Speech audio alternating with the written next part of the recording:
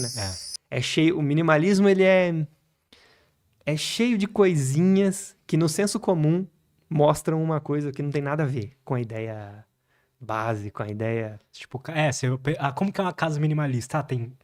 Tipo, é só um sofá na sala, não tem TV, não tem nada. Tapete, não tem nenhum, nada. No quarto só uma cama. Tudo Aí branco. tem 2 pratos, 2 talheres. Não, e eu entendo isso acontecer, porque É. o nome não é tão bom. Minimalismo dá a impressão que é viver com o mínimo, né? Verdade, Eu né? entendo esse mal entendido. Mas não é, né? Quando a gente vai entendendo, e isso que eu gostei muito na maneira como o Matt abordava. Ele vai muito pelo. E eu sempre procurei fazer isso também. Pela base essencial, que é a intencionalidade. A base essencial do minimalismo. Você quer entender o que é o minimalismo? É ser intencional, fazer as coisas de propósito, de maneira pensada. Então, a intencionalidade é a base de tudo. E a partir disso se constrói as outras ideias, né? Então, à primeira vista, você pensa que minimalismo é só ter menos coisas. Ou viver com o mínimo, que é totalmente contra o que realmente é. Mas, na verdade, você entende que é valorizar o que é essencial e ser intencional. Levar uma vida mais intencional, mais consciente. Essa é a base do negócio, assim. E o Matt é muito assim.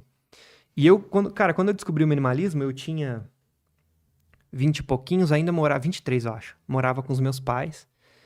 E aí eu descobri o minimalismo. E falava, nossa, que legal. Eu me familiarizei com a ideia, apesar de eu digo que eu seria fácil um acumulador, né? Porque eu tinha aquela ideia de que tudo que eu gosto, quanto mais eu tiver, melhor. Essa era a minha ideia base. Então eu lembro uma vez que eu tinha skatinho de dedo, sabe? Quando eu era criança. Aí eu peguei esse skatinho de dedo, o mais ruinzinho, 1,99. E eu fui lá e comprei outro. E aí, conforme eu ganhava um dinheirinho aqui, eu lá, comprava outro. Aí uma vez eu tinha 10 skatinhos ruins. Eu podia ter comprado só um bom, guardar dinheiro, esperar. Mas por que eu falo isso? Porque eu acredito que dentro de mim já tinha entre aspas, o gene da Aham. acumulação. Eu acho que eu poderia ser um acumulador.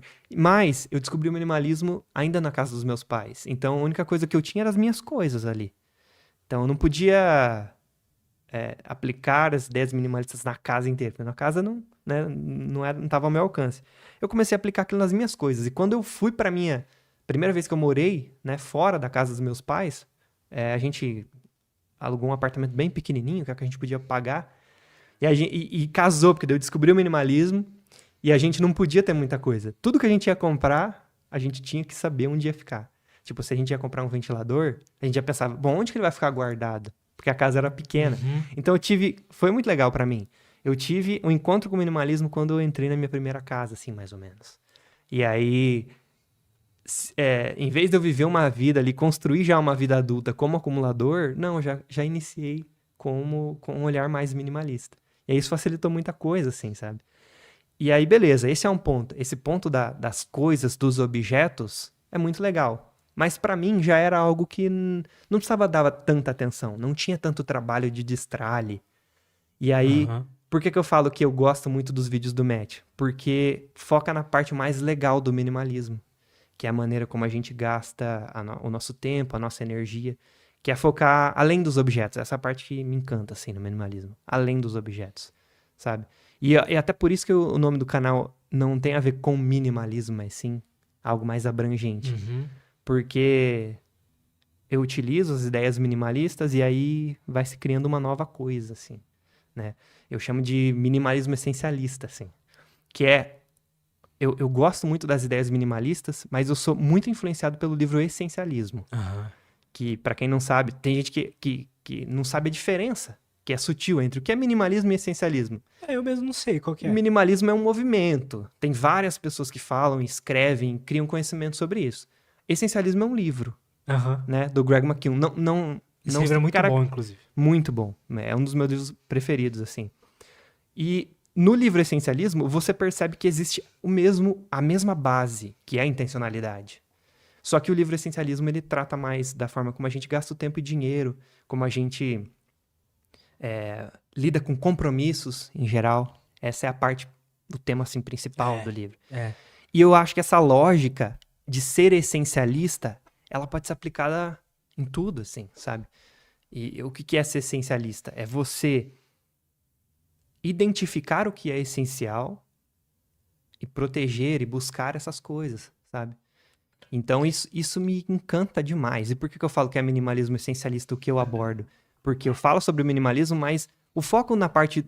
Minimalismo não é só sobre objetos, vai além, né? Mas boa parte do minimalismo é sobre objetos.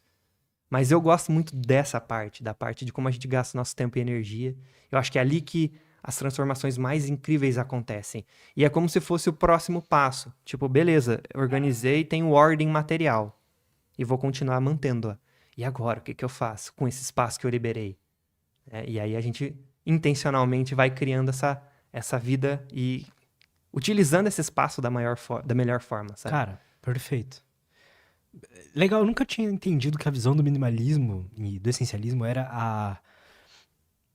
a questão da intencionalidade, sabe? E você foi falando, foi me, tipo, virando várias chavinhas e é verdade, assim, quando a gente para pra analisar o que que é uma vida triste, por exemplo. Vamos imaginar que você viveu uma vida, chegou no final da vida e você se arrependeu. Como que essa vida se pareceria?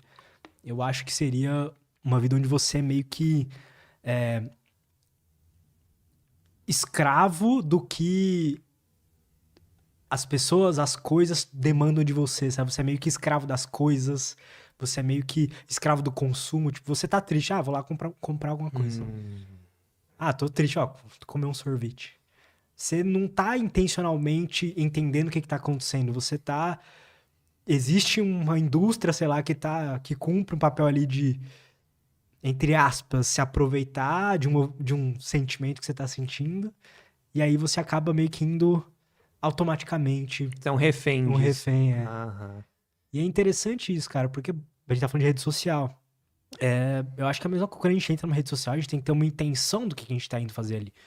Eu sou da ideia que, cara, não tem problema você dar uma scrollada, passar o tempo ali, acho que não tem problema, mas desde que você saiba que você tá indo ali pra passar o tempo e que o ideal é que você não fique ali muito tempo, sabe? E tem uma intencionalidade pra perceber, eu tô passando os limites, eu preciso tomar uma ação, né?